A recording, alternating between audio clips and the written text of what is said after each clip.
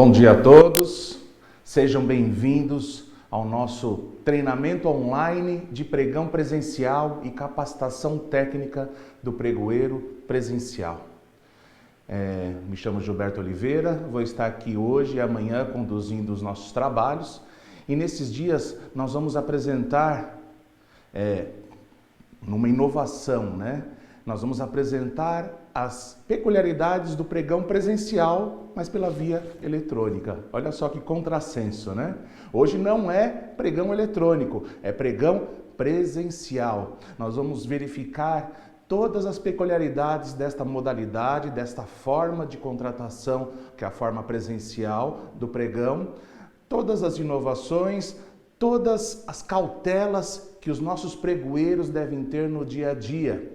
Nesses dias, hoje e amanhã, nós vamos, na nossa aula, apresentar para os senhores os principais casos enfrentados pelos nossos pregoeiros no seu dia a dia, nas suas atuações cotidianas. Muitas vezes a gente tem um bom conhecimento da legislação, mas quando você vai para a prática, na atuação no dia a dia, o pregoeiro presencial, principalmente, ele se depara com casos inusitados. Então, no decorrer da nossa exposição, nós vamos trazer um panorama geral do pregão na forma presencial e vamos discutir várias questões práticas. São casos concretos que nós recebemos corriqueiramente na consultoria da SGP e são casos que os nossos pregoeiros enfrentam diariamente, ok? Então, qual vai ser o foco, o norte da nossa exposição? Nós vamos pautar a nossa exposição na legislação em vigor. Qual é essa legislação relativa ao pregão presencial? A Lei 10.520, que é a Lei Geral do Pregão. Essa lei geral está na mesma hierarquia da Lei 8.666, a Lei de Licitações, mas ela traz um procedimento específico da modalidade pregão. Nós vamos também abordar a Lei 8.666, porque a Lei 8.666 se aplica subsidiariamente à modalidade de pregão, conforme nós vamos verificar, e também traz normas gerais. Então, a regra no pregão, a Lei 10.520, subsidiariamente a Lei 8.666. Só que a gente não pode deixar de lado as demais legislações aplicáveis, como a Lei Complementar 123, que traz um procedimento diferenciado para as contratações e privilégios das pequenas empresas. Então, sempre quando eu falar para os senhores pequenas empresas, eu estou me referindo a microempresas, empresas de pequeno porte, EIRELI, microempreendedor individual, empresário individual, cooperativas que são equiparadas a essas pequenas empresas. Muitas vezes a gente fala microempresa, mas não é só a microempresa que tem privilégios nas suas contratações. A Lei Complementar 123 alcança toda uma gama de pequenas empresas, ok? Nós vamos ver quais são essas peculiaridades aplicáveis às pequenas empresas no pregão presencial. O decreto federal, decreto 3.555 de 2000, que é o regulamento do pregão presencial, A Lei 10.520 é a lei geral, o decreto 3.555 regulamenta no âmbito da União a modalidade de pregão na forma presencial. E no seu âmbito, estados, municípios, qual seria a legislação aplicável? A legislação aplicável no âmbito municipal e no âmbito estadual é a Lei 10.520, que é a lei geral, e a sua legislação própria, o regulamento próprio no seu âmbito. Então, muitos municípios instituíram a modalidade de pregão por uma lei municipal, por exemplo, e regulamentaram essa lei municipal, que esse é o procedimento adequado. O decreto municipal não vai destoar completamente da Lei 10.520, porque a Lei 10.520 já traz as normas gerais. Então, você vai ter que verificar o seu regulamento municipal, a sua lei municipal, mas principalmente a Lei 10.520, porque não pode haver divergência entre essa normatização toda. No tocante ao pregão eletrônico, nós tínhamos o decreto 5.450 e hoje nós estamos no âmbito da União sob a égide do decreto 10.024. 10.024 é aplicável no âmbito federal para pregão eletrônico. Tá? Então, nós não vamos abordar os aspectos do regulamento federal de pregão eletrônico, mas no decorrer da exposição sempre vou apresentar algumas inovações que eles trouxeram que acabam divergindo um pouco do procedimento no pregão presencial. Tá? Então, importante, órgão municipal, órgão estadual que está me ouvindo, é importante vocês verificarem a sua legislação própria com relação ao pregão. Então, a Lei 10.520 traz um panorama geral, traz normas gerais da modalidade de pregão na forma presencial? Traz. Só que há algumas questões que ficam adstritas ao aspecto procedimental e a própria legislação municipal pode trazer um procedimento diferenciado.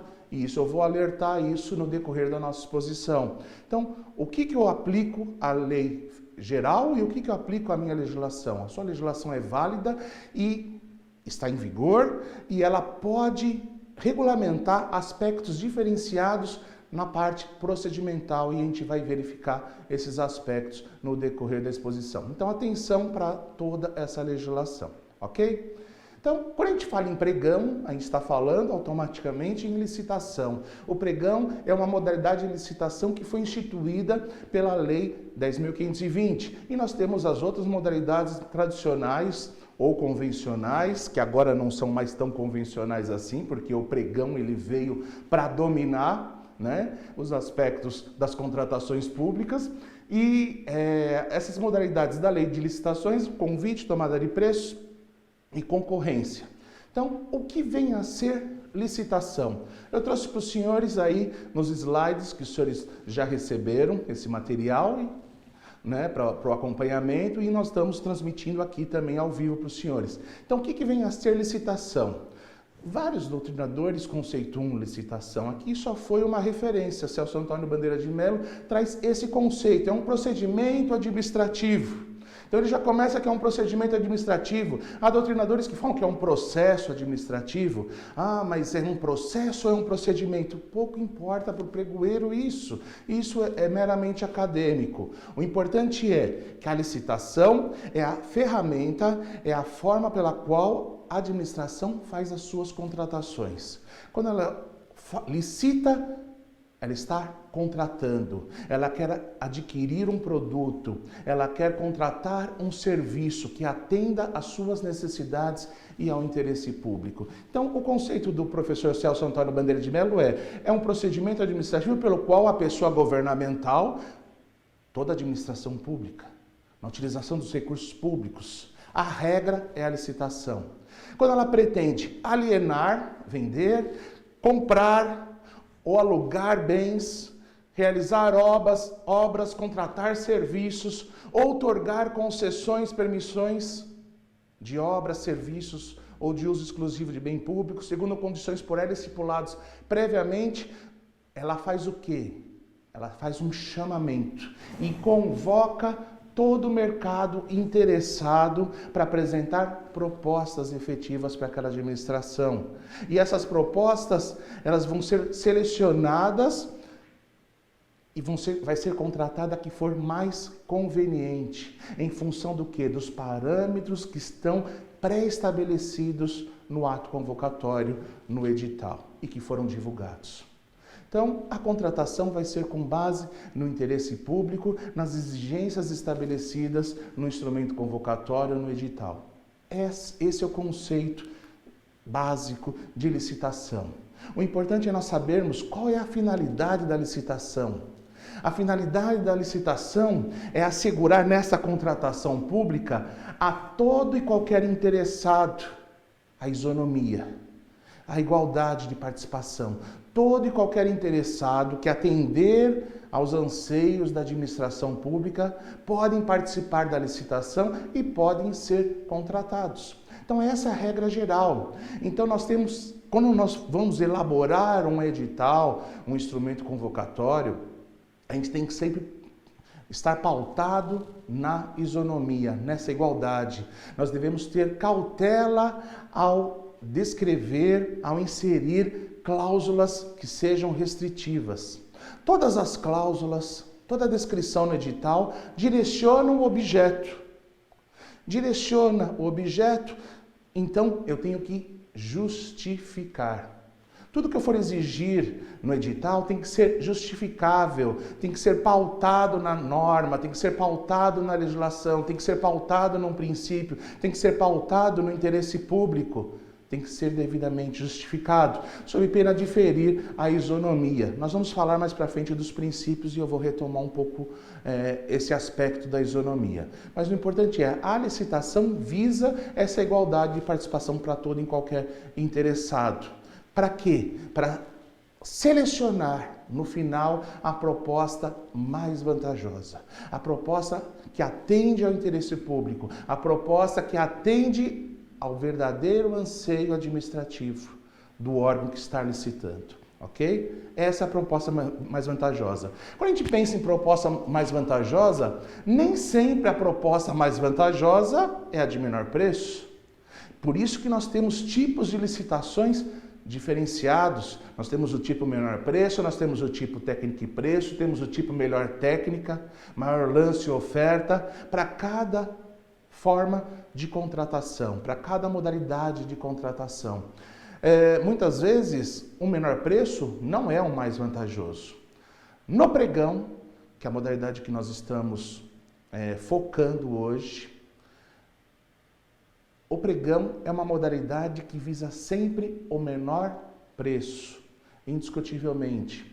Então, eu vou contratar o menor preço sempre. Sim, vou contratar o menor preço, mas o menor preço que atenda às características que estão estabelecidas no instrumento convocatório. Se eu tenho um edital bem elaborado, uma descrição do objeto que realmente atende ao interesse público, atende aos anseios da administração, eu vou adquirir aquele objeto dentro daquelas características pelo menor preço. Então, o tipo menor preço não é simplesmente o menor preço. Isso não significa que eu vou comprar porcaria, que eu vou comprar qualquer coisa. E essa era uma crítica que muitos faziam ao pregão. O pregão reduz muito os preços. O pregão faz com que você compra qualquer coisa a preço de banana.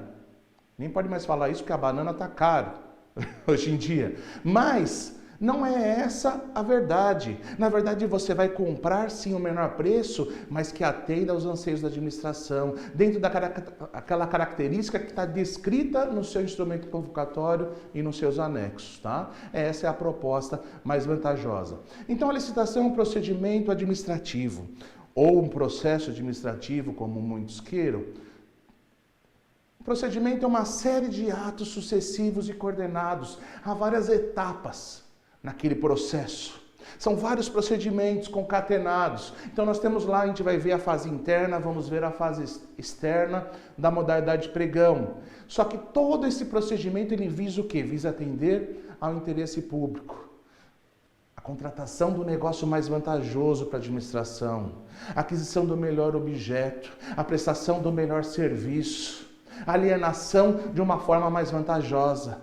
E essa é a finalidade da licitação. Garantir a todo e qualquer administrado a oportunidade de disputar entre si e ser contratado pelo poder público. Então, todo e qualquer interessado que tenha condições de fornecer aquele objeto para o poder público, pode, desde que ele atenda os requisitos básicos estabelecidos no instrumento convocatório. Tá? Então, para a administração, pouco importa. Mas para que eu estou falando tudo isso? Porque você, como pregoeiro, você precisa estar ciente disso. Qual é a finalidade do seu pregão? Como você vai conduzir o pregão? A gente vai verificar que a legislação, que eu falei para os senhores anteriormente, a Lei 10.520, os regulamentos federal, estadual, municipal, pouco importa, muitas vezes eles dão margem, alguns dispositivos dão margem a várias interpretações, e a gente vai ver isso nas nossas questões práticas. E como que você, como pregoeiro, vai decidir no caso concreto? Muitas vezes a gente tem que decidir com base nos princípios. Por isso que é importante o pregoeiro, quem assessora juridicamente, o gestor do contrato, a autoridade competente, todos que estão envolvidos com a licitação, com esse procedimento administrativo, devem ter uma base sólida principiológica. Muitas vezes as pessoas falam, mas é perda de tempo ficar vendo esses princípios. Não, porque na prática, no seu dia a dia, você vai decidir muitas vezes com base nesses princípios, sem se pautar da legislação que está em vigor. Então, a Lei 10.520, que é a Lei Geral do Pregão, ela não traz nenhum dispositivo expresso com relação aos princípios. Mas isso significa que eu não tenho que aplicar princípios na modalidade pregão? Não, muito pelo contrário. No pregão presencial, eu tenho que aplicar todos os princípios correlatos à administração pública, sim. Quais seriam esses princípios? Aqui nós estamos falando dos princípios do artigo 3º, mas antes do artigo 3º nós temos os princípios constitucionais, os princípios que estão lá estabelecidos na Constituição Federal, no artigo 37. Mas quais são esses princípios? Estão lá expressos. Existem vários princípios que estão expressos e que estão implícitos. E nós, como agentes públicos, nós devemos estar antenados e, na prática, aplicar esses princípios, sejam expressos ou implícitos. Essa é a nossa base de aplicação. Na Constituição, no 37, para você lembrar quais são os princípios constitucionais, há uma regrinha. Você sempre tem que pensar que o princípio limpa a atuação do agente público. Ele passa um pano naquela obscuridade da norma. Então pense que a norma, ela traz várias interpretações. Aí o pregoeiro fica na dúvida, qual vai ser a interpretação mais adequada? Para clarear sua mente, você tem que passar um pano, você tem que fazer uma limpeza. E aí vem para você, eu estou falando tudo isso para você guardar. Quais são os princípios da Constituição? Lembre da palavra limpe, de limpeza, limpe. L de legalidade, I de impessoalidade, M de moralidade, P de publicidade e E de eficiência. Esses são os princípios constitucionais que você, como um pregoeiro, como agente público, deve estar concatenado. Você deve observar esses princípios no seu dia a dia, na expedição dos seus atos administrativos. Todos os atos administrativos devem ser expedidos com base nesses princípios. Os princípios constitucionais foram muitos deles, todos eles, reportados para a legislação infraconstitucional. A lei do pregão não traz essa regra expressa, mas a lei de licitações traz. Nós temos lá o artigo 3º da lei 8666, que traz um rol de princípios expressos. Dentre eles, esses princípios constitucionais. Só não consta expressamente dentro dos constitucionais o princípio da eficiência, porque foi o último princípio incluído na Constituição. Isso significa que eu não tenho que agir com eficiência? Não, deve sim. A administração pública, ela deve agir com eficiência. E o pregão, ele veio para isso, para trazer essa eficiência para a administração. Antes nós vivíamos no meio de uma administração burocrática, com um procedimento licitatório burocrático, demorado, que se encerrou com um pregão. O pregão, ele é muito mais célere, ele é muito mais ágil, ele reduz os preços e nós vamos ver as vantagens do pregão. Então ele veio, o pregão, para dar eficiência, para cumprir com esse princípio que foi estabelecido no artigo 37 da Constituição Federal. A lei de licitações, a lei 8666, traz alguns princípios aplicáveis às licitações públicas como um todo. Então, quais são esses princípios? A legalidade, a administração, ela deve agir com legalidade. O pregoeiro, ele deve agir de acordo com as determinações legais. Legais, normativas, decreto, né? Os instrumentos normativos como um todo, né? Estão abarcados por esse princípio da legalidade. Quem vem da iniciativa privada tem uma certa dificuldade para entender o princípio da legalidade aqui na administração pública. Por quê? Na iniciativa privada, no direito civil, como é a legalidade? É aquela que diz assim, Se a lei ela não fala nada, eu posso estabelecer por acordo entre as partes. Coloco no meu contrato, a lei não veda, não fala nada, posso estabelecer, está garantido, estou atrelado. Como é a legalidade para a administração pública? Para a administração pública, a legalidade é estrita. Eu só posso fazer aquilo que a lei me autoriza. Então, quando você está elaborando um edital, um instrumento convocatório, você só pode fazer exigências autorizadas pela norma, autorizadas por lei. Aí nós vamos ver os requisitos de habilitação, os documentos de habilitação, as exigências que eu vou colocar no meu edital. Eu só posso fazer aquilo que a lei me autoriza. E se a lei não me autorizar, eu vou me pautar nos princípios, eu vou ter que ter uma motivação, vou ter que ter uma justificativa. Eu não posso simplesmente colocar e inserir no edital essa norma. Então, o pregoeiro, o agente público que elabora edital, todos aqueles que são envolvidos com a licitação devem agir de acordo com a legalidade. Somente o que a lei autoriza é o que pode ser feito.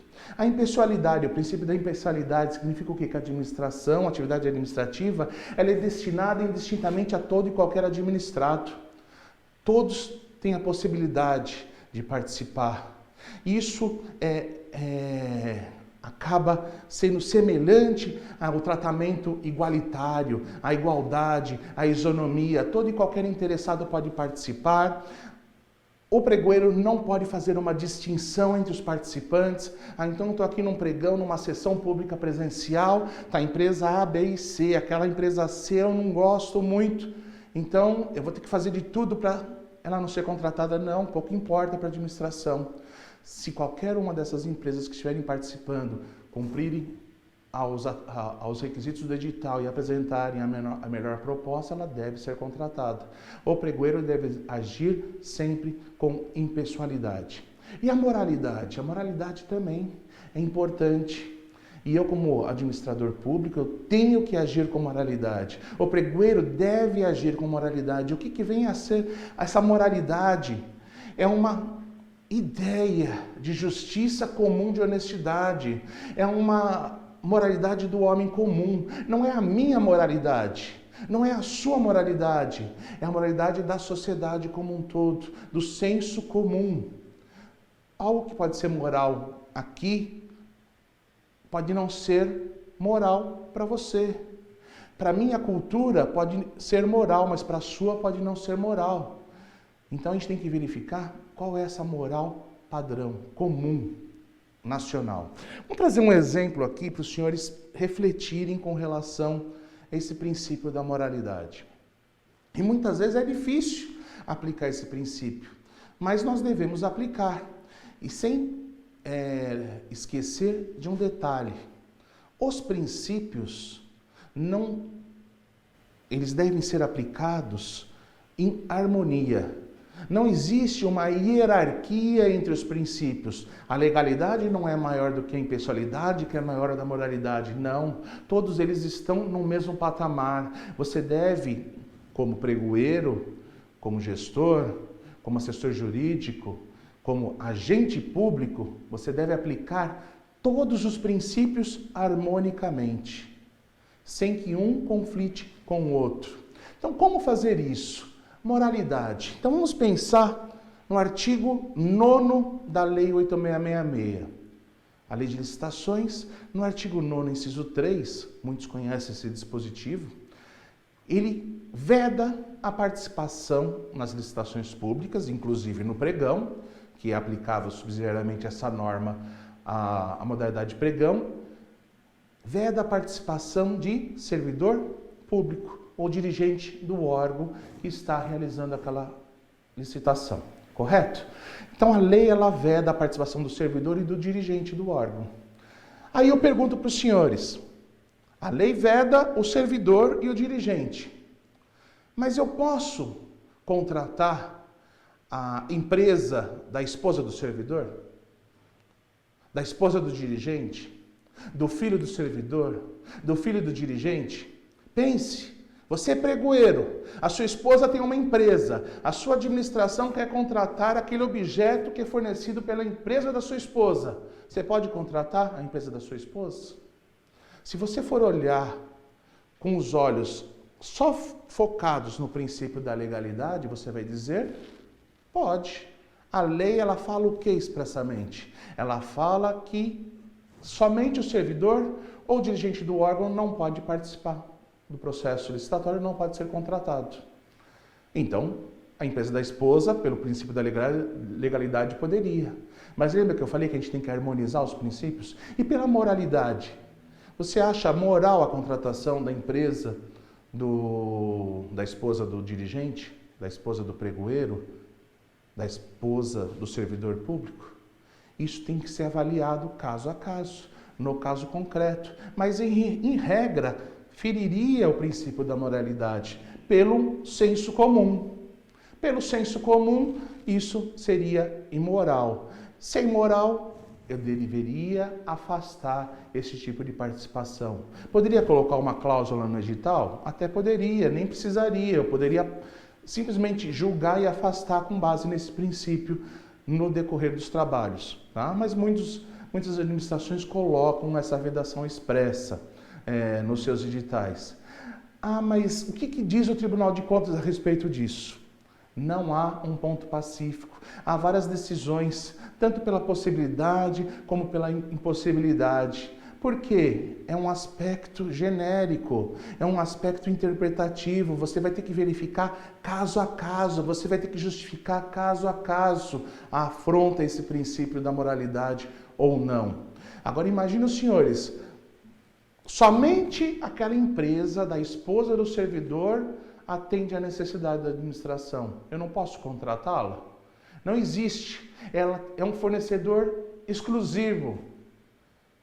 Ela não vai participar de uma licitação, porque se somente ela exige, eu vou fazer uma contratação direta, um processo de inexigibilidade. Mas eu poderia contratá-la por inexigibilidade, mesmo sendo uma empresa de um servidor? Se for devidamente justificado, motivado, há decisões favoráveis a esse procedimento, mas não é um ponto pacífico, porque é um critério subjetivo de interpretação.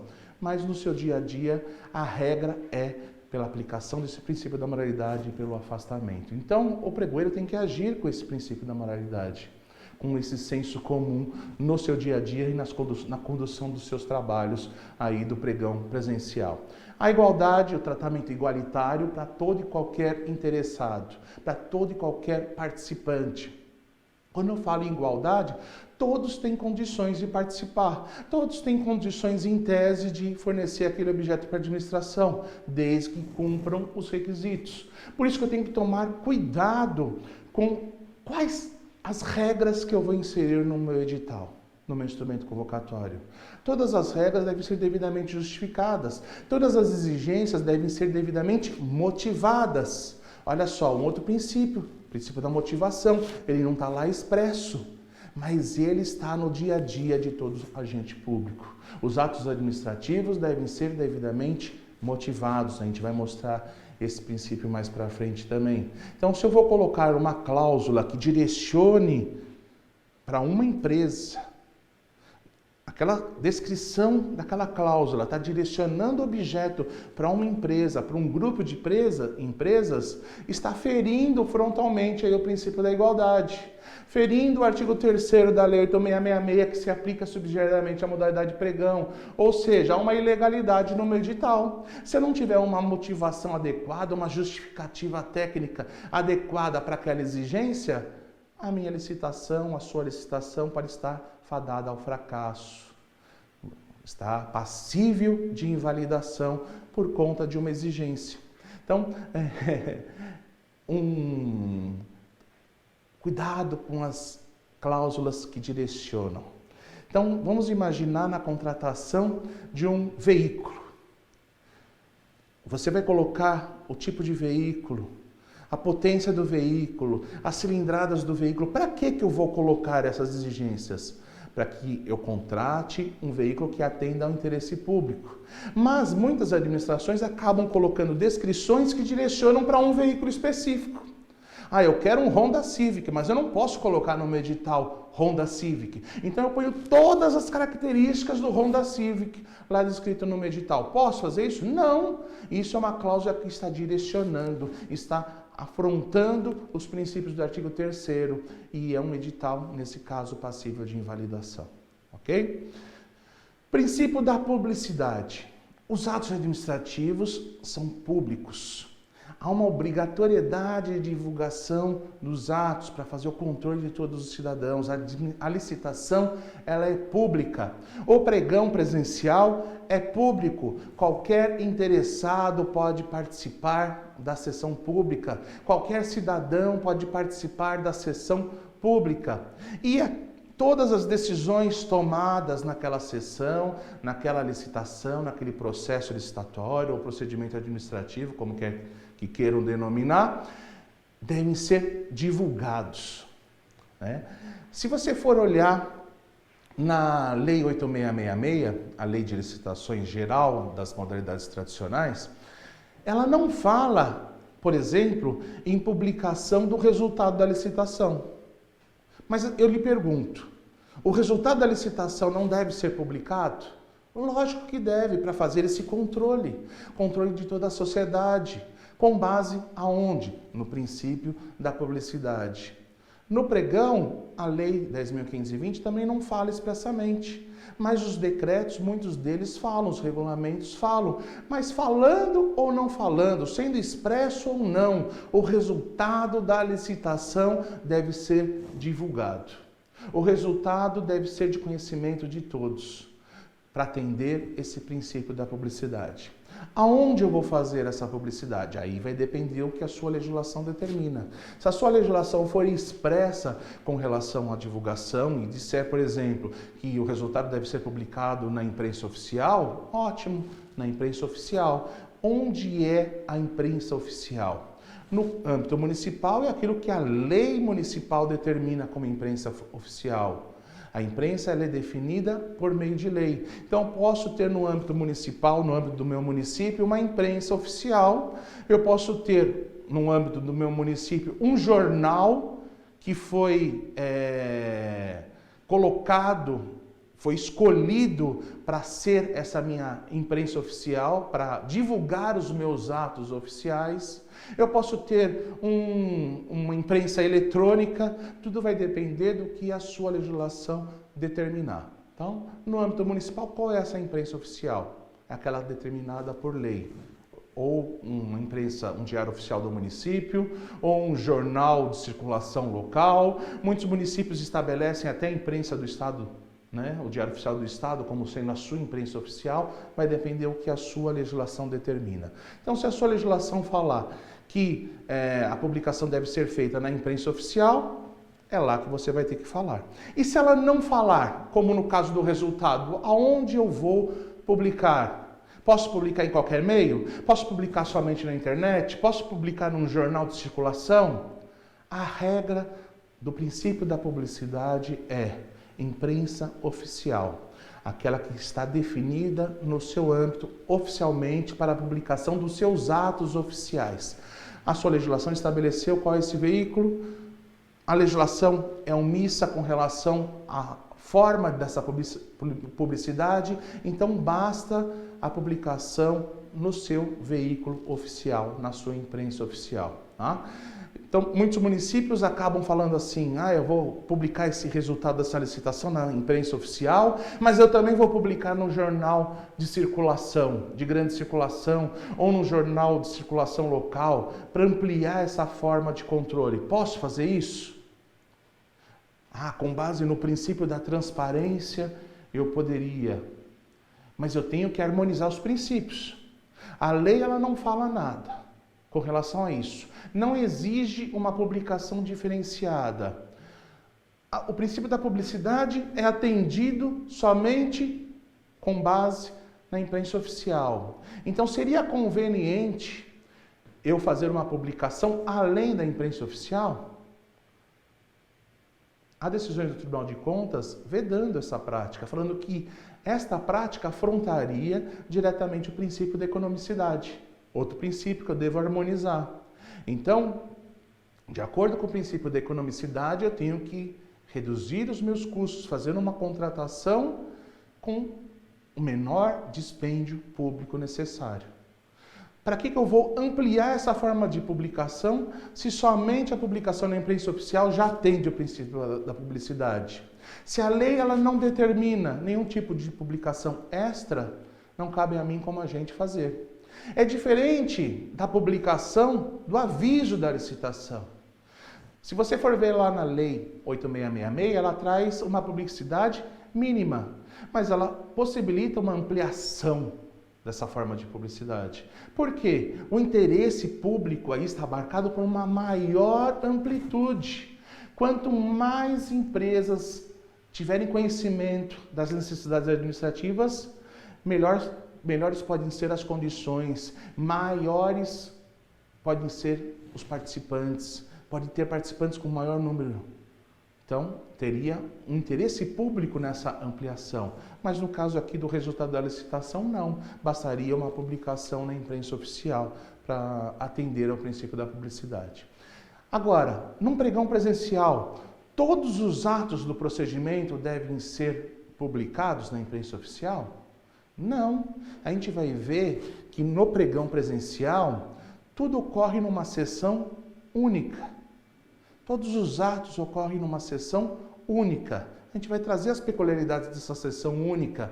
Só que a divulgação de todos esses atos se dá no resultado da licitação. Eu não preciso fazer a divulgação de cada ato. Ah, teve uma suspensão da sessão, preciso fazer a divulgação? Não.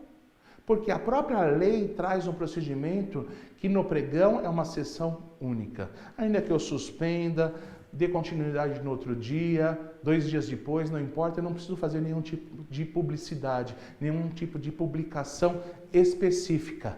A publicidade vai ser direcionada aos participantes, conforme a gente vai verificar.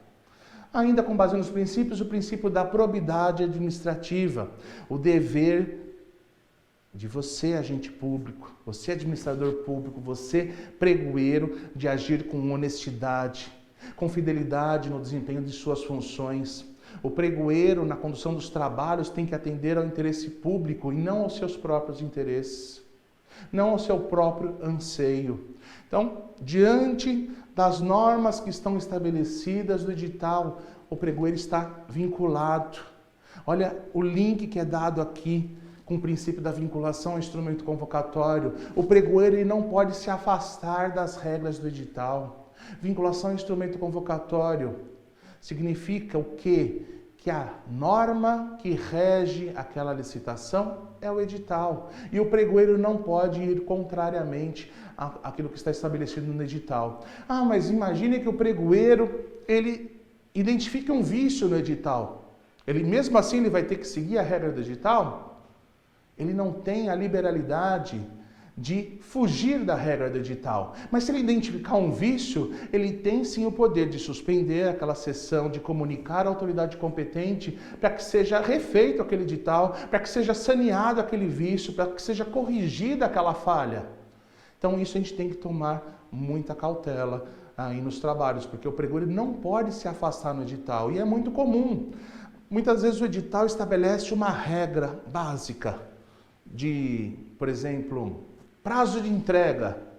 Aquele fornecimento tem que ser feito em 30 dias. Aí eu recebo uma proposta lá com 40 dias de prazo de entrega. Ou com 60 dias de prazo de entrega, com preço muito vantajoso. Aí o que o pregoeiro faz? Isso é a prática. A gente já viu isso acontecer inúmeras vezes. O pregoeiro vai lá, consulta o seu órgão, consulta os técnicos, consulta o setor requisitante, fala, olha, tem uma proposta que é muito mais em conta, só que eles só vão poder entregar em 60 dias. Tem algum problema? Ah, a gente tem estoque, dá para aguentar, não tem problema. Ah, dá para aceitar em 60 dias. Aí o pregoeiro vai lá e aceita aquela proposta. Posso fazer isso? Posso agir dessa forma? Não, porque o pregoeiro está vinculado ao edital. Se o edital estabeleceu 30 dias, há uma justificativa técnica para esses 30 dias, há uma motivação prévia desses 30 dias. Então o pregoeiro não pode afastar. Se ele verificar na condução dos trabalhos que seria possível uma entrega em 60 dias, esse edital tem que ser reformulado. Por quê? Muitas empresas deixaram de participar daquela licitação por conta dessa regra, muito provavelmente. Então eu, estou verificando aquele edital para participar. Eu sou uma empresa, quero fornecer para a administração. Verifico o edital que está exigindo um fornecimento em 30 dias. Eu não tenho condições de fornecer em 30 dias, mas eu tenho condições de fornecer em 60. E eu não participo da licitação. Agora imagine os senhores se eu, como pregoeiro, aceito a contratação daquele licitante com 60 dias. Aquela licitação está passível de nulidade. Há um vício por conta de uma atitude indevida do pregoeiro. O pregoeiro está vinculado ao edital. Mas o pregoeiro está vinculado ao edital em todos os aspectos? Sim, em todos os aspectos. Porém, os aspectos formais podem ser motivados, podem ser justificados. A harmonia dos princípios. Existem outros princípios, o interesse público, razoabilidade. O pregoeiro tem que agir com razoabilidade. A gente tem que verificar a essência de cada exigência. Então vamos imaginar num edital de pregão que exija a apresentação de propostas comerciais com planilha de custos anexa a essa proposta comercial, porque é uma prestação de serviço. E toda proposta comercial deve ser devidamente rubricada e assinada. Posso fazer esse tipo de exigência? Posso. Não tem vício nenhum, não tem problema nenhum, não tem ilegalidade nenhuma nesse tipo de exigência. Aí o pregoeiro, na sessão pública, recebe aquela proposta comercial, abre o envelope, começa a analisar a proposta comercial e verifica o quê? Que tem 2 folhas daquela proposta comercial que não está rubricada. O que eu faço como pregoeiro? O que o senhor faz como pregoeiro? O pregoeiro vai falar assim: eu estou vinculado ao edital. Tem o princípio da vinculação ao instrumento convocatório. O meu edital exige o quê? O meu edital exige que todas as folhas devem estar rubricadas. Ora, se todas as folhas devem estar rubricadas, tem 2 folhas que não estão rubricadas, eu vou o quê? Desclassificar essa proposta, correto? Não, não está correto. Por que não está correto? Porque esse é um vício formal, é uma falha na forma. O que dá a validade da proposta não é a rubrica, o que dá a validade da proposta é a assinatura. Para que eu exijo no meu edital que todas as folhas devem ser rubricadas? Para ter uma cautela, uma certeza de que aquele licitante está entregando uma proposta válida, que não está faltando nenhuma folha. Mas se por um equívoco faltar uma rubrica, isso não é impedimento nenhum, não há falha nenhum. Mas os licitantes vão se levantar, os outros participantes vão falar não, o edital exigia.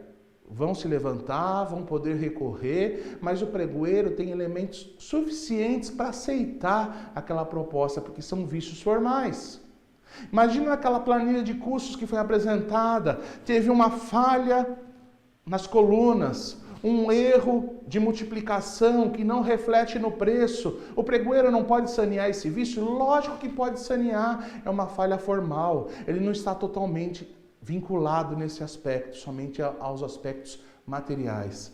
Vícios materiais são passíveis de anulação, os vícios formais são passíveis de saneamento. Então o pregoeiro não está totalmente atrelado em todos os aspectos do edital. Imagina nesse mesmo aspecto, nesse mesmo exemplo que eu trouxe com relação à falta de rubrica, se fosse uma falta de assinatura. Abriu a proposta comercial, está tudo rubricado, mas não está assinado. O pregoeiro, ele pode aceitar essa proposta? Nesse caso, não. Porque o que dá validade à proposta é a sua assinatura. Uma proposta sem assinatura é uma proposta inexistente. É como se não tivesse nada no envelope. Como se ele tivesse aberto o envelope e tivesse em branco. Não tivesse nada. Proposta sem assinatura não existe. Aquele licitante, ele vai ser o quê? Desclassificado nesse aspecto. Porém, eu estou num pregão presencial. Num pregão presencial, nós vamos ver o procedimento do pregão presencial. Nós temos a fase do credenciamento. Nós vamos falar dela especificamente. Mas imagina que há um representante daquela empresa com poderes. Ou aquele que deveria assinar a proposta está lá fisicamente, na sessão pública. Ele poderia sanear esse vício na hora? Com certeza, sim. Abriu o envelope, está a proposta sem assinatura, está presente lá quem deveria assinar. O representante tem poderes para fazer essa assinatura. Saneia esse vício. Naquele momento, no momento oportuno, o interessado vai lá e assina. E aí vai sanear esse vício, com base no princípio da ampliação da disputa, da competitividade, não ferir o direito de terceiros. É um momento adequado para estar aquela proposta válida e não há problema nenhum nesse aspecto, tá? Tem inclusive decisões a respeito disso. Então o pregoeiro tem que agir com base na vinculação, mas ele não pode ser fechado. Ele tem que ter uma mente aberta. Ele tem que harmonizar o princípio da vinculação aos demais princípios, principalmente da competitividade, da ampliação da disputa, do interesse público, e a gente vai ver isso no decorrer dos trabalhos. Julgamento objetivo. Isso é importantíssimo. O pregoeiro, ele está atrelado ao edital e ele tem que julgar aquela proposta comercial com base naqueles requisitos que estão estabelecidos no edital. Não há uma discricionariedade.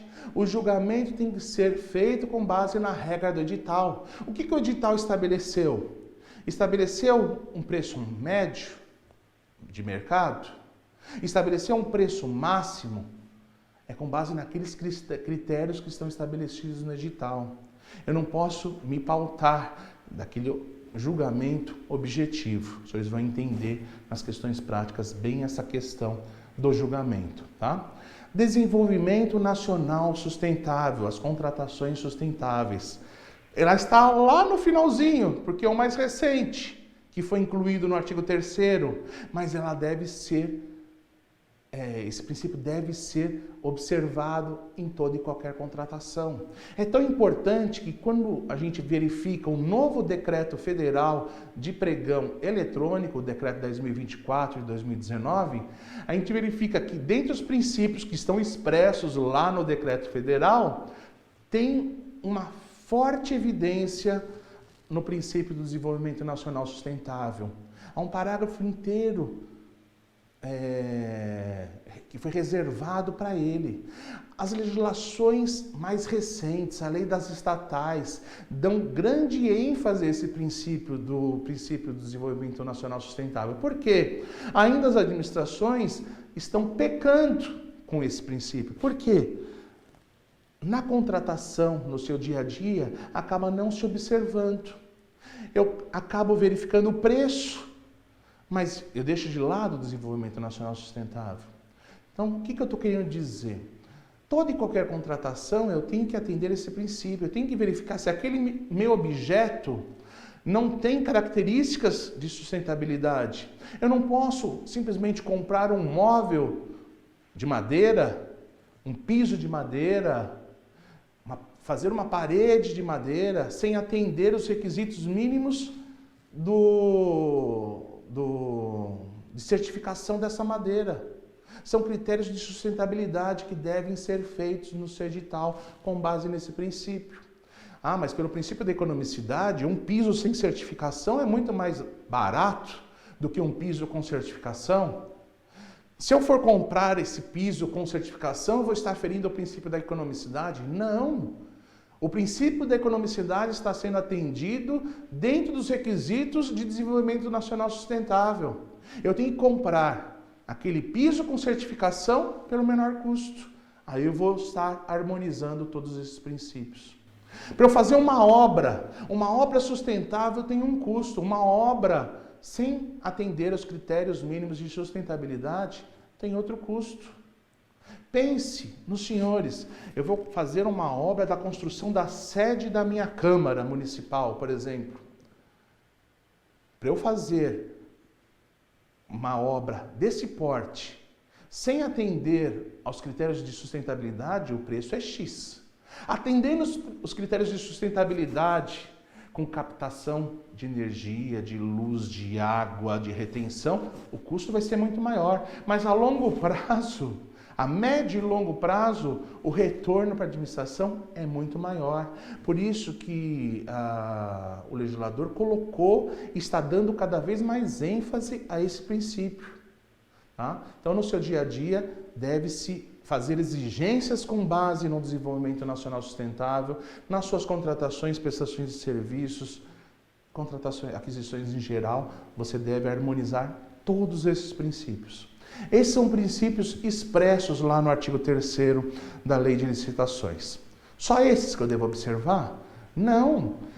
Há outros princípios que são implícitos, que não estão lá colocados expressamente, mas mesmo assim eu devo observar. Aqui são os princípios inerentes à modalidade pregão, por exemplo. O pregão, ele é célere, ele tem que ser ágil, ele tem que ser rápido e eficaz.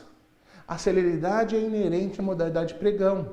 Só que você não pode, sob o argumento da celeridade, deixar fases do procedimento para trás. Você tem que atender a todos os requisitos, a todo o procedimento.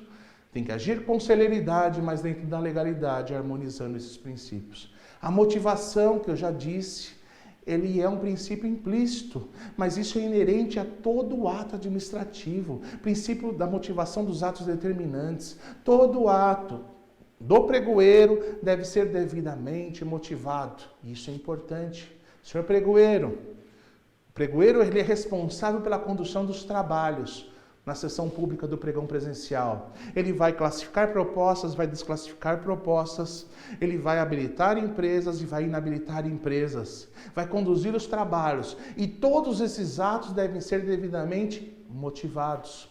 Se eu classifico, eu tenho que motivar. Se eu desclassifico, eu tenho que motivar. Eu não posso simplesmente desclassificar porque desatendeu o edital. O que desatendeu? Qual aspecto?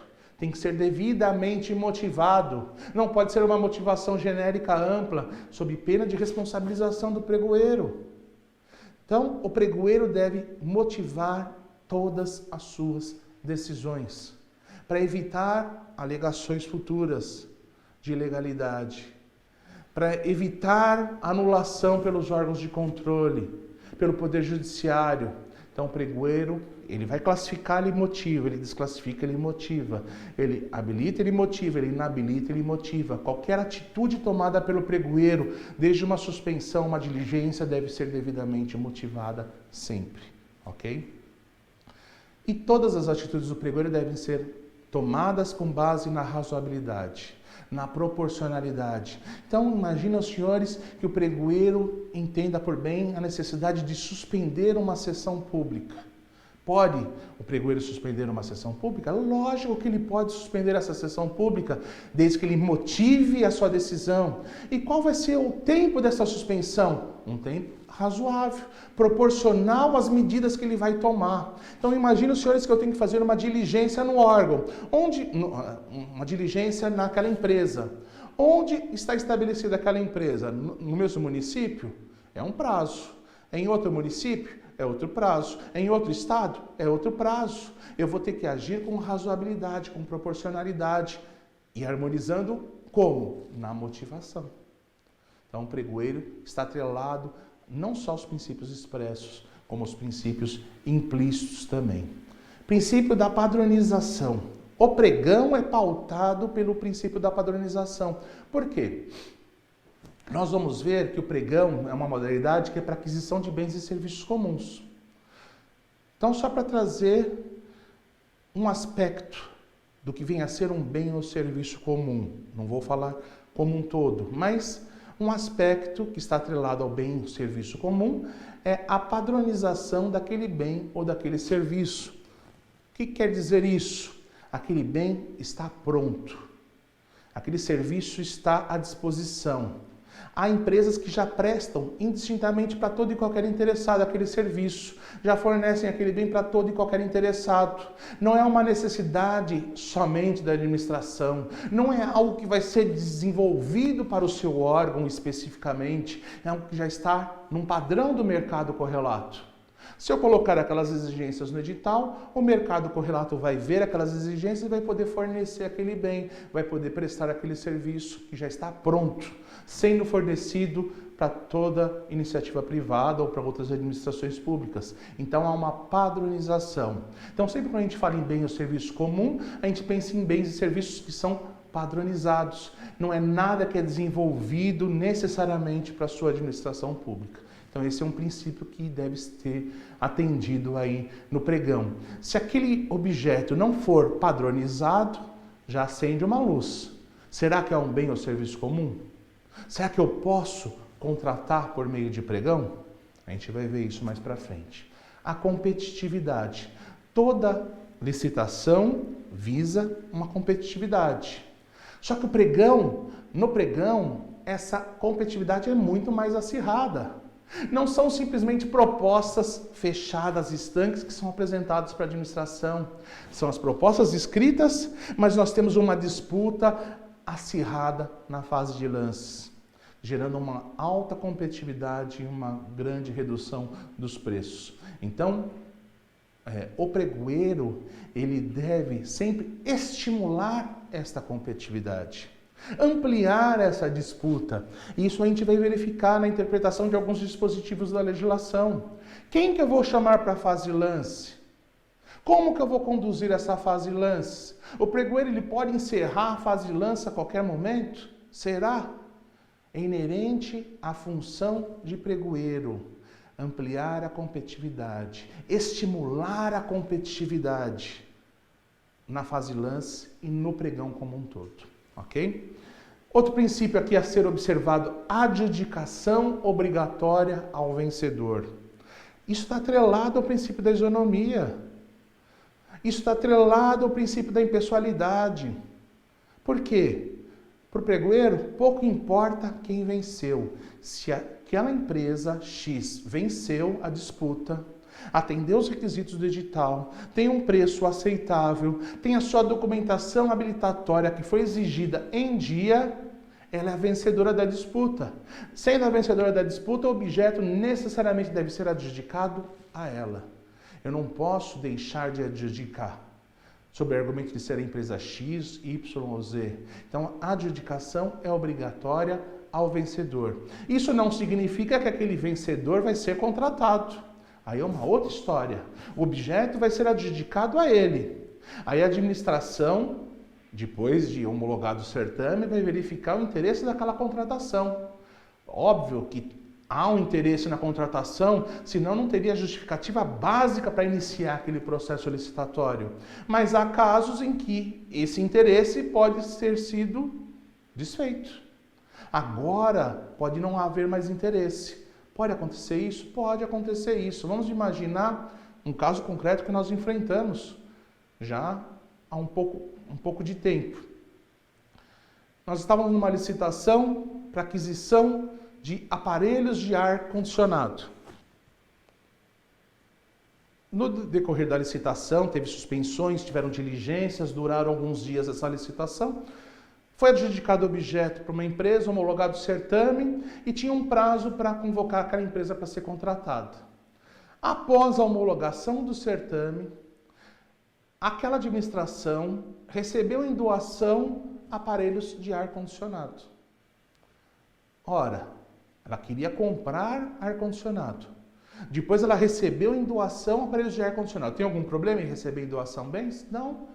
Se aqueles bens que estão sendo doados atenderem ao interesse público, não tiver nenhuma obscuridade, nenhuma desvantajosidade oculta e implícita nessa doação, nada impede da administração receber em doação. Aquela administração recebeu aqueles aparelhos de ar-condicionado em doação, mas tinha um objeto adjudicado para um vencedor. O que acontece aqui? Nesse caso, você revoga aquela licitação, porque não há mais interesse público naquela contratação. Tem algum problema? Não, não tem problema nenhum. Aquele adjudicatário não vai ser contratado com base nessa revogação. O que eu não posso fazer é revogar a licitação hoje e daqui a um mês, por exemplo, comprar ar-condicionado. Porque se eu não tinha interesse público lá naquela contratação, depois ele não pode aparecer. Porque se aparecer, aquele adjudicatário, ele vai ter direitos aí nessa contratação. Então, cautela. A adjudicação é obrigatória ao vencedor, mas a contratação nem sempre. Tá? As normas do pregão, e aqui é uma regra prevista no Decreto Federal 3.555, muitas legislações trazem essa regra expressa, mas ainda que não tenha essa regra expressa na sua legislação local, isso é importante, porque todas as normas do pregão, todos os dispositivos da sua legislação local e da legislação geral da Lei 10.520 devem ser interpretadas sempre com base no princípio da ampliação da disputa. Porque esse é o cerne do pregão: competitividade, ampliação da disputa, a obtenção da proposta mais vantajosa e a ampla participação de qualquer interessado. Então, todas as regras devem ser interpretadas com base nesse princípio da ampliação da disputa, sempre que for possível. Ok? E a gente vai ver em alguns aspectos práticos como que eu vou aplicar aí essa regra. As modalidades de licitação, em geral, nas modalidades tradicionais, são concorrência, tomada de preço de convite, conforme eu disse, e o pregão, que é previsto aí na Lei 10.520. Como que eu vou escolher essa modalidade de licitação? Tudo isso vai depender daquilo que for definido na sua fase interna. Tá? Quais são as características do pregão? O que eu tenho que verificar na minha fase interna? Se aquele meu objeto está atrelado àquelas características, eu vou justificar e vou optar pela modalidade de pregão. Isso a gente vai ver mais para frente. Mas quais são as características do pregão? Quais são as vantagens do pregão?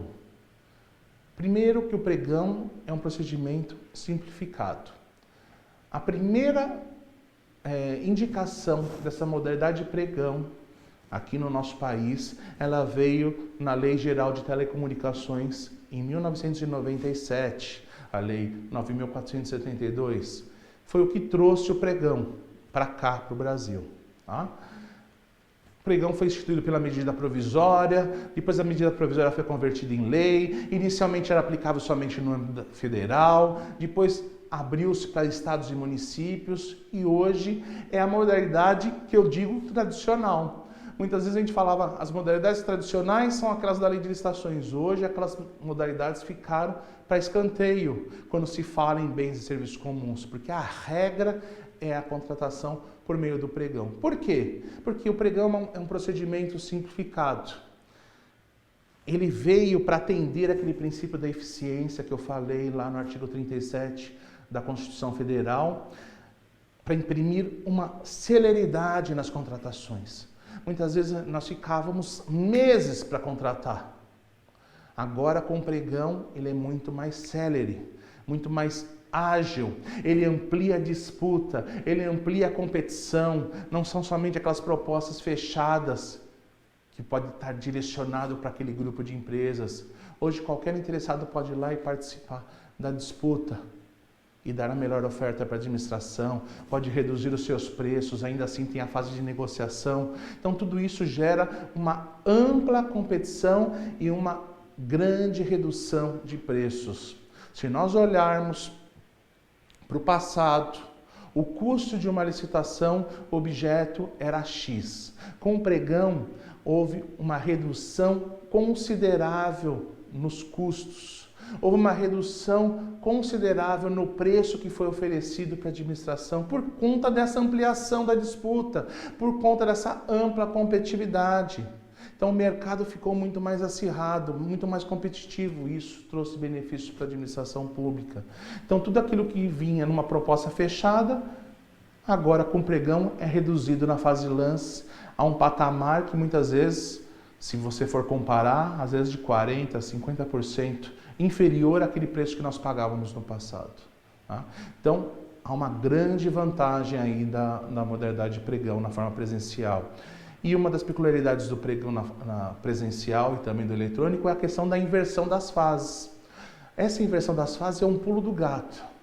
Na verdade, é algo que trouxe uma grande celeridade do procedimento. Porque imagine os senhores, antes nas modalidades tradicionais, nós tínhamos uma fase de habilitação, com uma fase recursal daquela fase de habilitação. Depois tínhamos uma fase de julgamento, classificação de julgamento, com recurso dessa classificação de julgamento. Com o pregão, temos a inversão das fases. Primeiro a habilitação, primeiro a classificação de julgamento de todos os interessados. E depois a habilitação somente daquele classificado provisoriamente em primeiro lugar. Então imagine o que uma comissão de licitação sofria para fazer uma análise de toda a documentação habilitatória de todos os licitantes. Pode parecer simples quando nós temos 2 licitantes, 3 licitantes, mas imagina quando nós temos 15, 20 licitantes. Fazer uma análise de documentação habilitatória de todos os licitantes. O tempo perdido era muito grande, sendo que depois eu iria contratar somente um. O pregão acabou com isso. Eu vou verificar a habilitação somente daquele classificado provisoriamente em primeiro lugar, somente de um licitante. É só com ele que eu vou perder o tempo para ver se ele atendeu aquilo que foi exigido no edital. Então, isso trouxe uma grande celeridade. Tanto é assim que muitos entes federados acabaram invertendo as suas fases nas licitações tradicionais, com alterações na sua legislação. O precursor disso foi o Estado da Bahia, que na sua legislação estadual de licitação inverteu as fases dos convites, tomada de preço e concorrência também. Seria questionável isso? Seria questionável a constitucionalidade desse procedimento. Tivemos algumas ações diretas de inconstitucionalidade, estados que fizeram esse procedimento, municípios que fizeram esse procedimento, só que não chegou a uma conclusão específica. Não foram decididas essas ADINs ainda. O Estado da Bahia continua com a sua fase das licitações tradicionais invertidas. E por que isso? Por conta das vantagens desse procedimento. A Lei 8666 traz um procedimento geral, que deve ser seguido. E esse procedimento geral das modalidades convite, tomada de preço e concorrência é primeiro a fase de habilitação e depois a fase de classificação e julgamento. Então, eu não poderia, na minha legislação própria, inverter essas fases. Porém, muitas legislações aí estão em vigor, estão sendo aplicadas e não foram questionadas por conta das vantagens. Mas o futuro, projeto de lei que está em tramitação aí no Congresso, que hora anda um pouco, hora para, mais para do que anda, mas o futuro é manter essa regra das inversões, da inversão dessas fases da habilitação e da classificação e julgamento, por conta da vantajosidade, por conta da celeridade, né, de fazer essa análise. Então, muitos entes adotaram isso é questionável, o ideal é que você mantenha a sua legislação conforme a Lei 8666, mas o pregão traz essa inversão. Então, para pregão, sempre a regra é essa inversão. Primeiro classificação e julgamento, depois a habilitação, e nós vamos ver cada aspecto. No pregão nós temos os lances orais, que frisem, não são obrigatórios. Nós temos uma fase de lances, mas essa fase de lances não é obrigatória. Eu posso ter casos concretos em que não há uma fase de lances e mesmo assim a administração vai contratar a proposta mais vantajosa. Tá? Eu tenho empresas que podem ser selecionadas para essa fase de lance e não dar lance. Os licitantes não são obrigados a dar lance, ele pode manter a sua proposta. Não vai ter fase de lance e o pregoeiro vai analisar aquela proposta individualmente. Tá? Mas, em regra, no pregão presencial, há a fase de lances orais, os lances verbais, e nessa fase de lances há uma grande redução dos preços que são propostos aí para o poder público. Tá? O pregão ele foi idealizado para ser ocorrido numa única sessão e tendo uma única fase recursal. Então nós vimos, eu disse para os senhores como que seria nas modalidades da lei de licitações. Então primeiro nós temos a fase de habilitação e o recurso da habilitação. Depois, classificação de julgamento e o recurso da classificação de julgamento. No pregão, não. No pregão eu vou ter uma única fase recursal. Ao término do procedimento, ao término da sessão, o pregoeiro vai oferecer a todos os licitantes a possibilidade de interpor recurso sobre qualquer ato ou atitude praticada por ele. Seja na parte de classificação de julgamento, seja na parte do credenciamento, seja na parte da habilitação. Então, em um único momento, o licitante vai poder recorrer de qualquer atitude ou ato praticado naquela sessão pública, tá? E isso também trouxe uma maior agilidade aí ao pregão, tá? E a sessão do pregão, que é a única.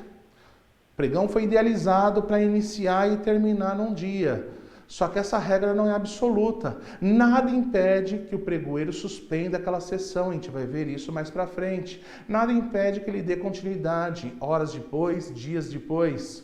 E isso não transforma aquela licitação em várias sessões públicas. A sessão continua sendo única. Só que quando eu suspendo uma sessão e reinicio ela no outro dia, eu estou dando continuidade àquela sessão. Continua sendo uma única sessão pública, tá? Isso é uma peculiaridade aí do pregão. Conforme eu disse, adoção pelos estados e municípios, com edição de legislação própria. Aí eu pergunto, para eu instaurar um pregão presencial, eu preciso necessariamente ter uma legislação no meu âmbito? Eu preciso ter uma legislação própria no meu âmbito municipal para fazer um pregão? A resposta é não. Não precisa ter uma legislação própria no âmbito municipal para fazer um pregão presencial. Tá? A Lei 10.520 traz as normas gerais do pregão e traz todo o procedimento do pregão presencial. Com base na Lei 10.520, que é a lei geral, suficientemente os municípios, os estados já têm todo o parâmetro para instaurar a modalidade de pregão na forma presencial, diferentemente do pregão eletrônico. O pregão eletrônico necessita de um regulamento próprio. Por quê? Porque o próprio artigo 2º da Lei 10.520, o caput vetado no seu parágrafo 1º, ele fala expressamente o quê? Que a utilização dos recursos de tecnologia da informação somente poderão ocorrer nos termos de regulamento próprio. Então, a lei geral, no seu dispositivo, expressamente determina a instituição de um regulamento próprio no âmbito de cada ente federado para a utilização dos recursos de tecnologia da informação, ou seja, do pregão eletrônico. Pregão eletrônico eu só posso utilizar se eu tiver um regulamento próprio no meu âmbito. Mas o pregão presencial não. O pregão presencial eu posso me valer somente da Lei 10.520. Não há problema nenhum. Posso ter uma legislação no meu âmbito? Pode. Posso regulamentar a Lei 10.520 no meu âmbito? Pode, não há problema nenhum também. Só que a sua legislação local não vai poder ser conflitante com a Lei 10.520.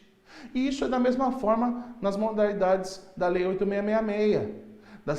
Das antigas e ditas licitações tradicionais, as licitações convencionais. Então, muitos municípios têm a sua legislação municipal de licitações, que fala do convite, tomada de preços, concorrência, fala do pregão, só que essa normatização local não pode confrontar com a legislação geral. Tá? A regra é o que está previsto lá nas normas gerais da Lei 8.666 e da Lei 10.520. Tá? Não pode haver essa distância. Qual é a forma adequada de regulamentação do pregão no meu âmbito? Então, se eu não tiver regulamentação, basta aplicar a Lei 10.520. Mas eu quero, no meu âmbito municipal, regulamentar a minha legislação de licitações como um todo. Por exemplo, como é que eu faço? A forma adequada é instituindo por meio de lei as normas gerais de licitação, que não podem ser distantes daquela lei geral, da Lei 10.520 e da Lei 8.666. Então, eu posso ter uma lei municipal de licitações que fale de todas as modalidades, ou uma lei municipal de licitações que só fale do pregão presencial, não tem problema nenhum. instituo por meio de lei e eu vou regulamentar por meio de decreto, aí, ou de ato da Câmara, se for o caso, tá? Mas em regra de decreto, tá? Do Executivo. Eu não posso simplesmente regulamentar a minha legislação geral. Então, por exemplo, uma coisa que é atípica no estado de São Paulo, a legislação do pregão estadual, ela é um decreto do Estado que regulamenta a Lei 10.520. Isto é atécnico, legislativamente falando, porque um decreto estadual não pode regulamentar uma legislação federal ou geral. Eu preciso regulamentar no meu âmbito a legislação do meu âmbito. Então, o adequado seria instituir no âmbito municipal o procedimento com base numa lei municipal e depois regulamentar essa lei municipal. Mas os senhores vão ver de tudo por aí. Então, há municípios que regulamentam por meio de decreto direto a legislação geral, há estados também, isso acaba não sendo muito questionável, tá? Mas essa seria a forma adequada. De qualquer forma, sempre continua em vigor a Lei 8.666 e ela se aplica subsidiariamente à modalidade pregão naquilo que for compatível. Então, a gente vai ver que há procedimentos da Lei 8.666 que são incompatíveis com o procedimento da Lei 10.520, a Lei do Pregão. Não é por conta de uma omissão da minha legislação de pregão que eu posso necessariamente aplicar a Lei 8.666. Eu só posso aplicar a Lei 8.666 naquilo que for compatível com o procedimento inerente ao pregão, e isso a gente vai ver alguns exemplos práticos aí no decorrer da nossa exposição, tá? Então, conforme eu disse para os senhores já inicialmente, o pregão, que foi instituído pela Lei 10.520, é uma modalidade que é utilizada exclusivamente para aquisição de bens e serviços comuns. Não há limites de valores. De 1 centavo a o infinito de valores, eu posso fazer a contratação por meio de pregão, desde que estejamos diante de um bem ou serviço comum. Eu falo de 1 centavo por quê? Aí vocês vão falar, não, mas tem os limites de dispensa do artigo 24, inciso 1, inciso 2. Tem o limite de dispensa? Tem o limite de dispensa. No limite de dispensa, nós, como administração, podemos contratar diretamente. Mas isso é importante que se frise, é uma faculdade. Quando nós lemos lá no artigo 24, o caput, fala que a licitação ela é dispensável. Ela não é dispensada, ela não é inexigível, ela é dispensável. O poder público pode dispensar a licitação, é uma faculdade. Eu posso, mesmo na hipótese de uma contratação direta, quando aquele objeto está dentro de uma contratação direta, optar por uma licitação. Não há problema nenhum. E se for um bem ou serviço comum, será por meio de pregão. É que na prática, a administração quer o quê? Mas é colocar lá na hipótese de dispensa, que é para ficar mais fácil a contratação. Mas, teoricamente, juridicamente, ainda que se enquadre num valor de dispensa, eu posso fazer uma licitação. Não há problema nenhum, porque a licitação ela é dispensável.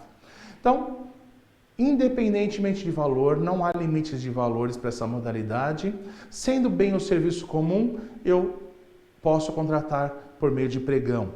O artigo 1º, parágrafo único da Lei 10.520, aqui trazendo uma norma geral, traz o conceito de bem ou serviço comum.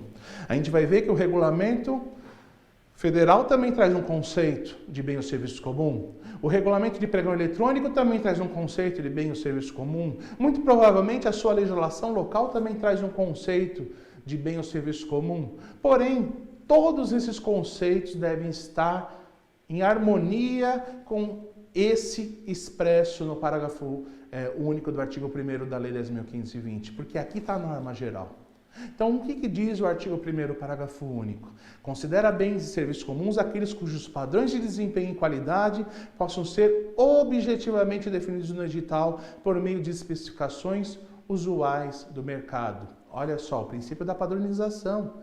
Aquilo que eu falei. É padronizável no mercado. São especificações usuais do mercado. O mercado já pratica, já fornece naquela forma, já tem aquele objeto pronto, já tem esse serviço pronto e disponível para todo e qualquer interessado. Então, atender o princípio da padronização aqui seria um bem ou serviço comum. Além disso, eu posso colocar no meu edital objetivamente, descrever aquele meu objeto objetivamente, definir as regras objetivamente no meu edital. Então, aí já seria um indício de bem ou serviço comum. O decreto 3.555 traz o conceito também. Ele muda em que esse conceito? Ele fala o quê? Aqueles cujos padrões de desempenho e qualidade possam ser concisa e objetivamente definidos. Concisa, de uma forma reduzida, de uma forma que não precisa de um descritivo muito amplo com relação a isso. Já seria padronizável no edital. Em perfeita conformidade com as especificações usuais praticadas no mercado. Não traz nada de novo naquele conceito geral da Lei 10.520. Da mesma forma o conceito do Decreto 10.024. Então, o que vem a ser esse bem ou serviço comum? Gessé Torres Pereira Júnior tenta conceituar bem o serviço comum. Ele fala o quê? Que para um bem ou serviço comum tem que se analisar 3 aspectos. O primeiro aspecto ele fala aquisição habitual do dia a dia administrativo. Aí eu coloquei uma interrogação aí para os senhores.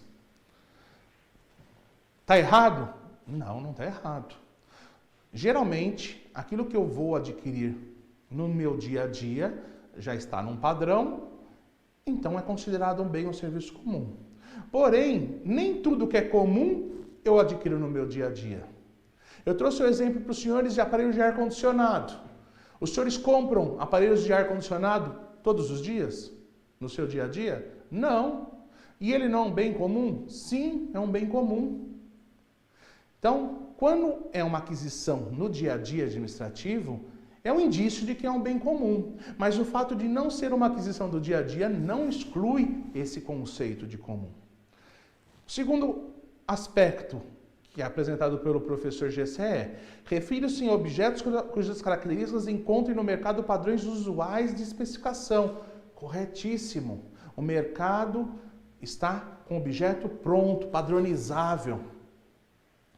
Eu preciso comprar um software. Um software geralmente é técnica e preço. Calma. Que software é esse? É um software padrão? É um produto de prateleira?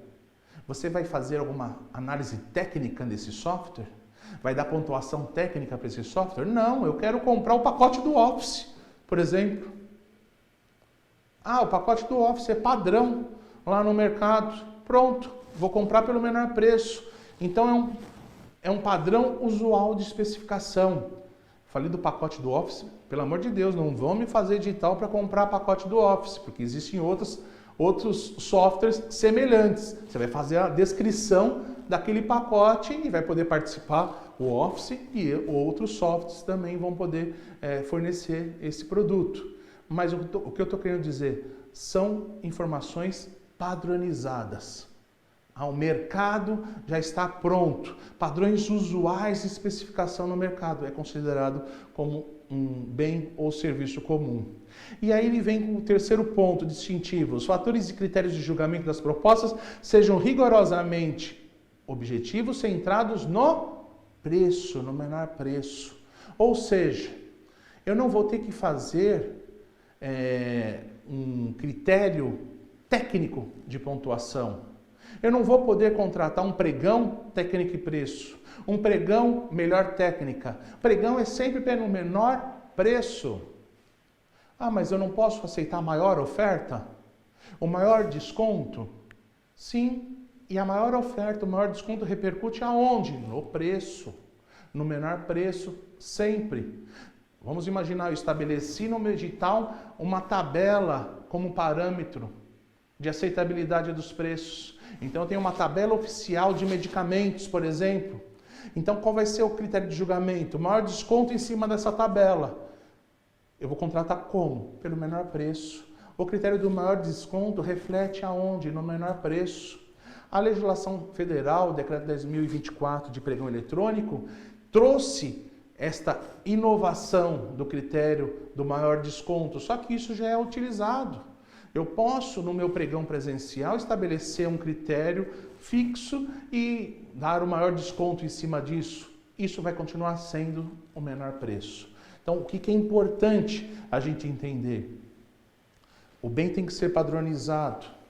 Eu não vou ter uma análise técnica de pontuação aí a ser aferida. E o critério vai ser objetivo. Opa, desculpa, pulei aqui. O critério vai ser objetivo e centrado no preço. Se eu estou com o menor preço, não tenho análise técnica a fazer e aquilo é padronizável no mercado, eu estou diante de um bem ou serviço comum. Marcelo Justem Filho, ele fala o quê? Para que o bem ou serviço seja qualificado como comum, mistério que possua disponibilidade no mercado próprio padronizado, bem como fungibilidade. Ou seja, aquele bem pode ser substituído por qualquer outro de uma mesma espécie, de uma mesma qualidade, de uma mesma quantidade. Não é específico, não é pautado. Isso acontece muito. Por exemplo, imagine que numa proposta comercial tem a descrição do objeto e eu vou fazer a minha proposta. Qual é a marca do produto que eu vou fornecer? Tem várias marcas que atendem àquela necessidade. Em regra, eu coloco na minha proposta uma marca específica. Aí eu estou vinculado àquela marca. Mas se aquela marca, no decorrer do processo, sair de mercado, sair de linha, não tiver mais produção, eu posso substituir por uma outra marca. Que seja da mesma espécie, da mesma qualidade e na mesma quantidade. Isso é a fungibilidade e isso é um critério inerente aí à modalidade pregão. O que o TCU ele fala? Né? Já desde 2003 aí. O que caracteriza um objeto como comum é a padronização de sua configuração, que é viabilizada pela ausência de necessidade especial a ser atendida e pela experiência e a tradição no mercado. Então, resumindo, quando que um bem ou serviço é considerado comum? Quando eu tenho a aquisição habitual, sim, mas não necessariamente. Então eu tenho que verificar o que? A especificação, a padronização daquele bem e daquele serviço. Está padronizável no mercado? Não vou fazer nenhum critério técnico de pontuação, não precisa ser melhor técnica ou técnica e preço a minha licitação. Eu vou contratar pelo menor preço? Sim. Então é um bem ou serviço comum. Hoje em dia a gente acaba verificando que a grande maioria das contratações são de bens e serviços comuns. Se o senhor olhar à sua volta, onde o senhor está me assistindo,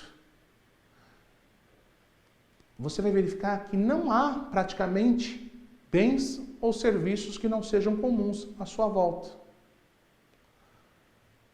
Eu olhando para a minha sala aqui onde eu estou transmitindo essa aula, eu não identifico nada. Tenho equipamentos, tem dispositivos de informática, tem equipamentos de alta tecnologia, mas são bens ou serviços comuns. O que eu identifico aqui onde estou como sendo um serviço não comum? Eu identifico somente a minha aula, a minha apresentação, porque é um serviço técnico profissional especializado. Em sendo um serviço técnico profissional especializado, não poderia ocorrer uma contratação via pregão. Os senhores contrataram a nossa aula, só que essa aula não foi contratada por meio de pregão, eu não participei de nenhuma licitação, teve uma contratação ou por dispensa pelo valor, ou por inexigibilidade, que a lei permite isso. Mas se fosse uma contratação por meio de licitação, não poderia ser por meio de pregão. Por quê? É um serviço técnico profissional especializado, onde deveria ser feito um critério técnico de pontuação, uma licitação técnica e preço, ou melhor técnica. Imagine os senhores a contratação, por exemplo, de um serviço de engenharia, técnico profissional especializado, que não seja comum. elaboração de um projeto básico, elaboração de um projeto executivo. Quando eu vou contratar a elaboração de um projeto básico, de um projeto executivo, que é um serviço técnico profissional especializado, que está lá expresso no artigo 13 da Lei 86666, na verdade, eu não vou poder contratar pelo menor preço, porque eu tenho que verificar quem é que vai prestar esse serviço. Qual é a técnica que vai ser empreendida, vai ser utilizada? Eu vou ter que ter um critério técnico de pontuação. Se eu vou ter isso, o pregão está totalmente afastado. Tá? Então, desde que o objeto que os senhores pretendam contratar, seja um serviço, seja uma contratação, uma aquisição, não requer aí uma análise técnica de pontuação. Então, frise bem, uma análise técnica de pontuação, uma análise técnica a ser pontuada pelos tipos técnica e preço, a melhor técnica. Por que a gente tem que frisar isso? Porque não significa que no pregão eu não vou fazer uma análise técnica do licitante. Nós temos os documentos de qualificação técnica, nós temos os documentos de qualificação econômico-financeira e dentro dos documentos de qualificação técnica eu vou poder fazer exigências da experiência daquele profissional. A gente vai verificar isso na documentação habilitatória. Só que isso não é um critério de pontuação. É um critério de habilitação prevista lá na legislação, autorizada pela lei. Não vai ter uma pontuação técnica. Se eu não vou ter uma pontuação técnica, aquele meu objeto tem um padrão usual de especificação aí no mercado correlato, ele se caracteriza como comum. Sendo um bem ou serviço comum, a modalidade adequada é o pregão, na forma presencial ou na forma eletrônica. Tá?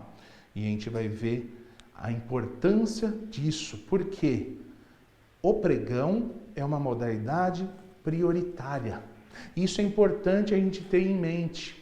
Quando a gente estiver na fase interna, o pregão ele é uma modalidade prioritária. Se eu estou diante de um bem ou serviço comum, a prioridade é o pregão. Não é um critério discricionário do agente que vai escolher, eu vou fazer uma concorrência em vez de um pregão. Não, se é um bem ou serviço comum, a prioridade é o pregão. A gente vê isso claramente no norte que é trazido pela legislação federal. Então, no âmbito federal, o decreto 10.024, diferentemente do que dizia o decreto 5.450, o 10.024 fala expressamente que o pregão eletrônico é obrigatório. A regra é o pregão. O pregão ele é obrigatório. Antes falava o quê? Que o pregão eletrônico ele era preferencial, agora ele passa a ser obrigatório no âmbito federal. E no âmbito do Estado? No âmbito do Estado de São Paulo, fala o quê? Para aquisição de bens e serviços de engenharia, eu deverei adotar a modalidade pregão. Há uma preferência. E eu vou poder escolher entre o pregão presencial ou o pregão eletrônico. Só que não é uma escolha pura e simplesmente. Eu vou ter que motivar a minha decisão. Por que eu estou optando pelo pregão presencial em vez do eletrônico? Por que eu estou optando pelo eletrônico em vez do presencial? A forte tendência das cortes de contas hoje em dia é forçar as administrações a praticar o pregão na forma eletrônica. O futuro é o pregão eletrônico, mas ainda hoje nós praticamos em grande escala o pregão presencial. Só que a gente acaba verificando que há uma maior competitividade no pregão eletrônico, há uma maior ampliação de disputa. O princípio da universalidade ele é mais atendido no pregão na forma eletrônica.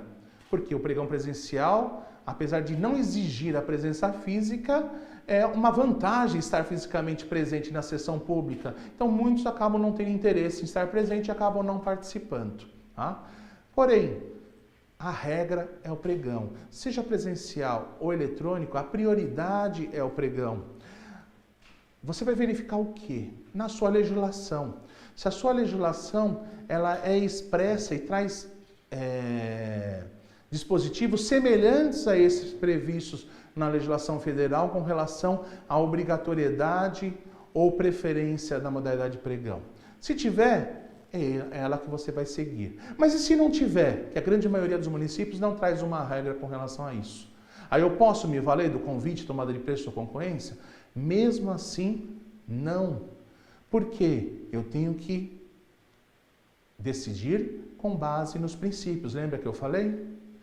Princípio da economicidade, princípio da competitividade, princípio da ampliação da disputa. Qual é a modalidade que atende esses princípios? Princípio da competitividade, da razoabilidade, da economicidade, que traz mais vantagens. É o pregão. Com base nas características do pregão, eu não tenho como justificar a contratação de bem ou serviço comum por meio de convite, tomada de preço ou concorrência. Não há como. Então, já estão sendo questionadas licitações com as modalidades da lei de licitações para aquisição de bens e serviços comuns. Lembra que eu falei? O futuro é o pregão presencial, pregão eletrônico, só que o pregão como um todo, seja pregão presencial ou eletrônico, é a preferência, é a prioridade. A modalidade de pregão é uma. As formas de contratação são presencial ou eletrônica. Mas a prioridade é a utilização da modalidade de pregão na aquisição de bens ou serviços comuns. E as outras modalidades? Eu vou utilizar para os outros bens que não sejam comuns, para os serviços que não sejam comuns, ou até para aquele objeto que não está abarcado por esse conceito. E aí a gente vai verificar isso mais adiante. Então, para eu utilizar a modalidade convite, tomada de preços ou concorrência, eu vou ter necessariamente justificar a impossibilidade da adoção do pregão presencial ou eletrônico para aquela aquisição de bem ou serviço comum, sob pena de responsabilização. Então, se eu estou diante de um bem ou serviço comum, a regra, a prioridade, independentemente de previsão expressa na sua legislação, sempre vai ser a modalidade pregão, ok? Jurisprudência aqui sobre pregão, a necessidade de capacitação técnica específica do pregoeiro. O pregoeiro precisa ser devidamente capacitado? Vocês estão fazendo uma capacitação conosco. Mas para você ser pregoeiro, você obrigatoriamente deve ser capacitado? Se você for olhar a Lei 10.520, ela não fala nada em capacitação. No decreto federal, fala da necessidade de capacitação. O decreto federal 10.024, de pregão eletrônico, ele trouxe ainda mais, fala da necessidade de um plano de capacitação. Esse plano tem que ser periódico, tem que ser constante. Mas ainda que a sua legislação seja omissa com relação a isso, no estado de São Paulo também exige a capacitação, mas ainda que a sua legislação local seja omissa, necessariamente o agente deve ser capacitado para atuar como pregoeiro, como equipe de apoio, como comissão de licitação, integrantes de comissão de licitação. Quem mexe com licitação deve ser constantemente capacitado. Não basta simplesmente fazer um curso uma vez, pronto, já estou capacitado. O senhor vai sair daqui amanhã já com certificado nosso, podendo ser pregoeiro, já está pronto, apto para atuar como pregoeiro presencial. Não é o nosso curso ou qualquer outro curso que vai te dar essa capacidade, é o seu dia a dia. Esses cursos devem ser refeitos periodicamente, constantemente. E aqui a legislação federal traz esse norte, a necessidade de planos de capacitação. Por quê? Porque a administração deve dar condições do agente público, no caso o senhor, de atuar sua função. O pregoeiro não pode ser jogado lá de paraquedas. E a administração tem que dar as condições mínimas necessárias para a atuação daquele profissional, daquele servidor. Então, para você ser um pregoeiro de uma maneira adequada, você tem que ser constantemente capacitado. Tá? Não basta simplesmente fazer uma capacitação isolada. A legislação ela exige essa capacitação. Essa capacitação ela precisa ser prévia à sua designação como pregoeiro? Não necessariamente. Você pode ser designado como pregoeiro e ser capacitado posteriormente. O importante é, quando você for atuar como pregoeiro, você já tem que estar devidamente capacitado. Tá? Qual é a forma de capacitação que a legislação exige? Ela não fala. Ela não fala expressamente se essa capacitação tem que ser de 1 dia, de 2 dias, de 1 hora, de 2 horas. Há uma necessidade de um plano constante de capacitação, tá? Necessariamente. Internamente, você pode regulamentar esse aspecto da capacitação, não só para os pregoeiros, como para todos os agentes aí envolvidos nas licitações como um todo.